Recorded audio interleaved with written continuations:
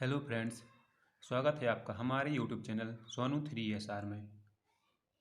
आज हम कक्षा 9वीं के गणित विषय के अध्याय 1 को पढ़ेंगे, जिसका नाम है संख्या पद्धति।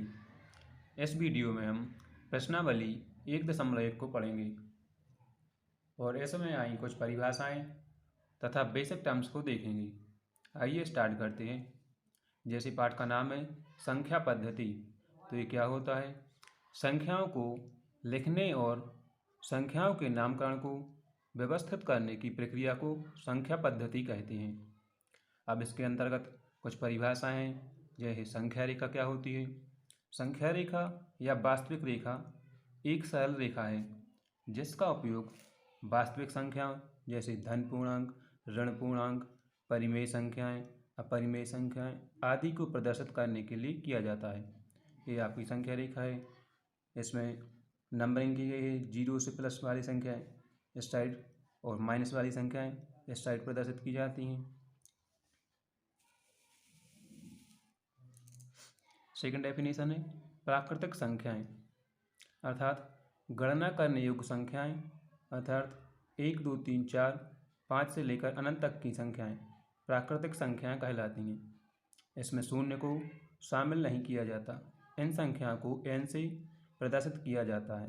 इसके बाद पूर्ण संख्याएं, अर्थात शून्य सहित सभी प्राकृतिक संख्याएं पूर्ण संख्याएं कहलाती हैं। इनमें 0 को भी शामिल किया जाता है। 0, 1, 2, 3 आदि सभी पूर्ण संख्याएं हैं। इन्हें W से प्रदर्शित किया जाता है क्योंकि इन्हें इंग्लिश में होल नंबर बोला जाता है। इसके बाद पूर्णांक संख्याएं, यदि पूर्ण संख्याओं के साथ ऋणात्मक संख्या को भी शामिल कर लिया जाए तो प्राप्त संख्याओं को पूर्णांक संख्याएं कहते हैं। इन्हें Z से प्रदर्शित किया जाता है। इनमें -∞ से +∞ के बीच की संख्या यानी ऋणात्मक संख्याएं भी ले सकते हैं और धनात्मक संख्याएं भी ले सकते हैं।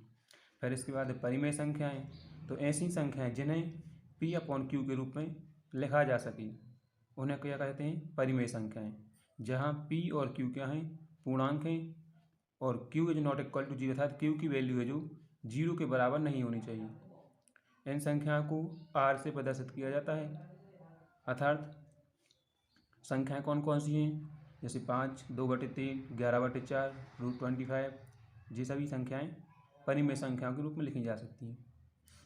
इसके बाद है तुल्य परिमेय संख्याएं, तो ऐसी परिमेय संख्याएं जो परस्पर एक दूसरे के समतुल्य हो, अर्थात बराबर हो, तुल्य परिमेय संख्याएं कहलाती हैं। जैसे 5/10 लिखा है तो इसको जैसे लिख दें अपन 10/20, तो इसकी तुल्य परिमेय संख्या हो जाएगी।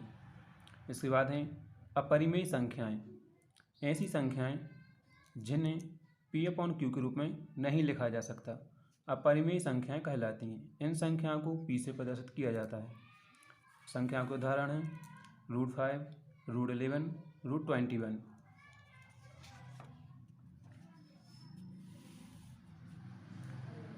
अब अध्याय में प्रश्नावली में कुछ उदाहरण जैसे नीचे दिए गए कथन सत्य हैं या असत्य कारण के साथ अपने उत्तर दीजिए। इसमें पूछा गया है प्रत्येक पूर्ण संख्या एक प्राकृतिक संख्या होती है क्या? तो अपन ने अभी परिभाषा में देखा यह क्या है? असत्य है, क्योंकि शून्य एक पूर्ण संख्या है परंतु प्राकृतिक संख्या नहीं है। इसके बाद प्रत्येक पूर्णांक एक परिमेय संख्या होता है क्या? तो ये सत्य है, क्योंकि प्रत्येक पूर्णांक को परिमेय संख्या के रूप में लिखा जा सकता है। थर्ड नंबर का क्वेश्चन है इसी का, प्रत्येक परिमेय संख्या एक पूर्णांक होती है, तो ये क्या है? असत्य है, क्योंकि 2/5 एक पूर्णांक नहीं है, क्योंकि अपन इसमें भाग लगाएंगे तो ये दशमलव संख्या आएगी जो कि एक पूर्णांक या पूर्ण संख्या नहीं होगी।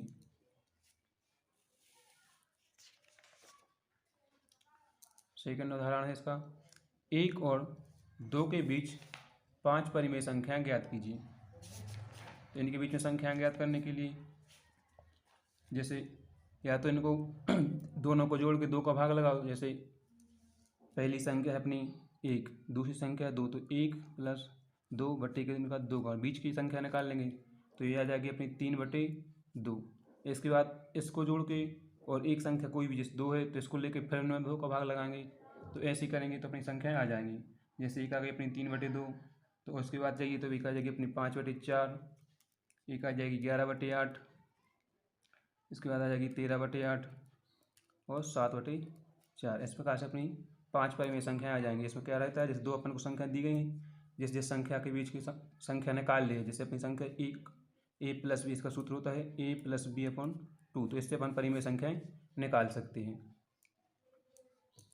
इसके बाद प्रश्न नंबर 1 है इसका, प्रश्नावली 1.1 का प्रश्न 1 है, क्या 0 एक परिमेय संख्या है? क्या इसे आप p/q के रूप में लिख सकते हैं, जहाँ p और q पूर्णांक हैं और q ≠ 0 है? तो इसका आंसर होगा हाँ, लिख सकते हैं, क्योंकि परिमेय संख्या की परिभाषा पढ़ी अपन ने, जिसमें p/q के रूप में लिखा जा सकती है, ठीक। लेकिन p और q क्या होना चाहिए? पूर्णांक होना चाहिए। तो इसको अपन p/q के रूप में लिख सकते हैं, जैसे अपन p बराबर जैसे 0 लें, ठीक। p बराबर अपन ने 0 लिया और q बराबर 1 लिया, तो अपन इसको परिभाषित कर सकते हैं कि 0/1 बराबर क्या होता है अपना 0, ठीक। तो यह एक सत्य है, यानी हो सकता है, हो सकता नहीं यानी है ही। फिर है इसके बाद क्वेश्चन नंबर 2, 3 और 4 के बीच 6 परिमेय संख्याएं ज्ञात कीजिए। तो जैसे अभी हमने पढ़ा कि जैसे दो संख्याओं के बीच की कोई संख्या निकाल लें, तो जैसे इनको कर सकते हैं 3 + 4/2, तो ये हो जाएगा अपना 7/2, एक संख्या ये हो जाएगी। इसके बाद फिर निकालना है, तो इसको अपन a ले लो, और इसकी कोई भी एक संख्या जैसे 4 है, तो इस 4 को क्या कर लो, b ले लो, तो इसको निकालेंगे, फिर a + b/2 वाला फिर सूत्र लगाएंगे, तो 7 + 2 + 4/2, ठीक। तो इसके इस प्रकार से करेंगे तो अपनी संख्याएँ आ जाएंगी कौन कौन सी। एक तो अपनी ये गई 7/2, ठीक। उसके बाद आ गई 6.5/2, फिर आ जाएगी 7.5/2, इस प्रकार अपनी संख्याएँ आ जाएंगी, ठीक। इसके बाद नेक्स्ट क्वेश्चन है 3/5 और 4/5 के बीच 5 परिमेय संख्या ज्ञात कीजिए।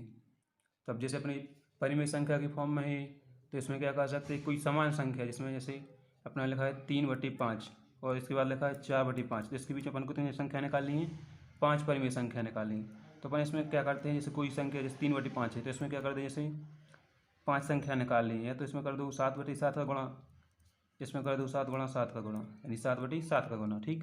तो ये अपनी हो जाएगी 3×7 21/5 35, ठीक।